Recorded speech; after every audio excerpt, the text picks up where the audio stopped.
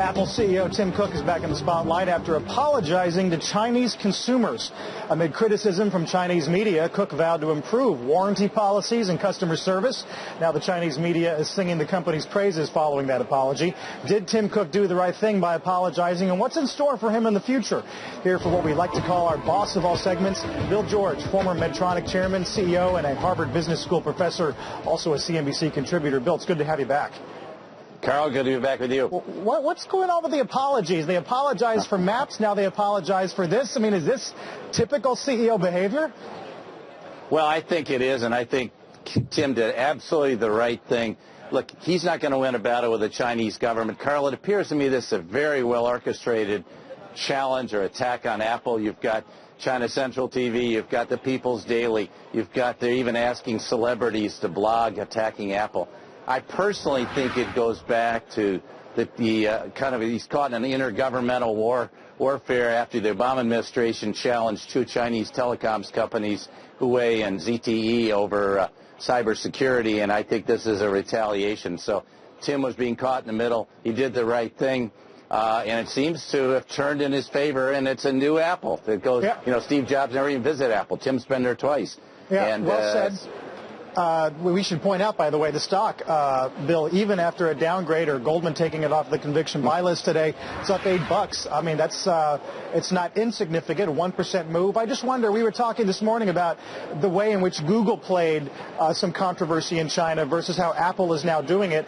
I mean, a market this size and this important for your growth, you almost can't fight that tape. No, Carl, you can't. And I think hopefully they're learning from the Google experience, which was not pleasant. They've got a $20 billion business there. It's 13% of their sales. It's growing very rapidly.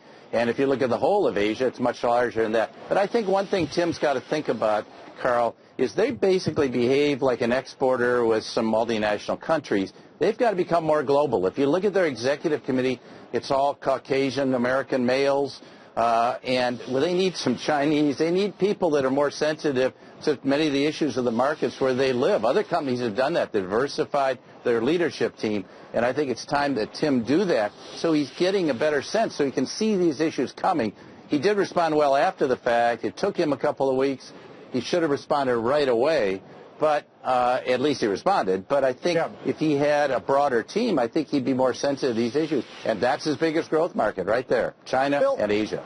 If you give him a good grade for that communication, would you give him as good a grade for how he's communicated with the street, their strategy for holding so much cash, their strategy for not making a big acquisition, which people call on them to do day after day? No, I think they've kind of circled the wagons there. I think, with the phenomenal amount of cash they have, it's obviously an issue, whether I agree with, don't necessarily agree with David Einhorn, but I think David's right to raise the issue. And I think they ought to look at their whole balance sheet and say, how are we going to treat our shareholders and what's going to take to turn this thing around? It's a great company, but they're so visible that I think they really have to be responsive. And I think that's got to be the new Apple, being very responsive to their shareholders, governments, countries, as well as all their customers. And we saw that in the Apple Maps desktop. Yep. They have to be very responsive because they're so visible. And if they're not, it's only going to get worse. Despite all the criticism he's gotten, Bill, doesn't sound like you think he's anywhere near seeing his own job in jeopardy. Fair? No, not at all. I think he's done an excellent job, and I think if Steve were still there, he'd have these problems. He would be pulling back, and I think Tim is moving forward. But it would be helpful to get a little bit ahead of the curve, not wait for the curve to come at you. It's hard in the tech business. But I'm very confident that Tim's leading the company in the right way and building a strong team. Now he just needs to broaden it and make him a true global company. That's what I'm advocating. Yeah. Well, there's no better analysis of management than when you speak, Bill. It's always good to get your thoughts. Thanks so much.